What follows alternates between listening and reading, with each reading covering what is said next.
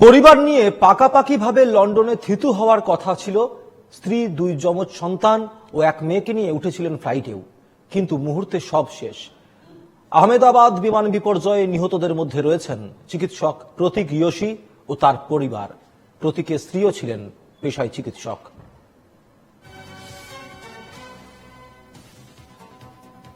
প্রতীক যোশীর স্ত্রী, তাদের 3 সন্তান, 5 জনের গোটা পরিবার মুহূর্তের মধ্যে শেষ হয়ে গেল। প্রতীক যোশী তার গোটা পরিবারকে লন্ডনে থিতু করার জন্য নিয়ে যাচ্ছিলেন। প্রতীক যোশীর স্ত্রী, তিনি ভারতে কর্মরত ছিলেন এবং কয়েকদিন আগেই তার নিজের চাকরি থেকে তিনি ইস্তফা দিয়েছিলেন। তার স্বামীর সঙ্গে অর্থাৎ প্রতীক যোশীর সঙ্গে পুরোপুরিভাবে পাকাপাকিভাবে লন্ডনে গিয়ে থিতু হওয়ার জন্য।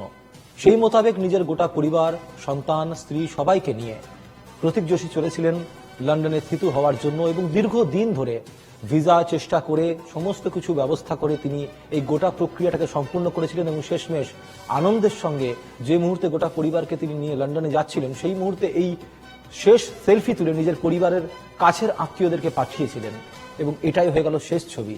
যে প্রতীক যোশী নিজের পরিবারকে নিয়ে লন্ডনে থিতু হওয়ার জন্য যাচ্ছিলেন, সেই গোটা পরিবারই শেষ হয়ে গেল মুহূর্তের মধ্যে।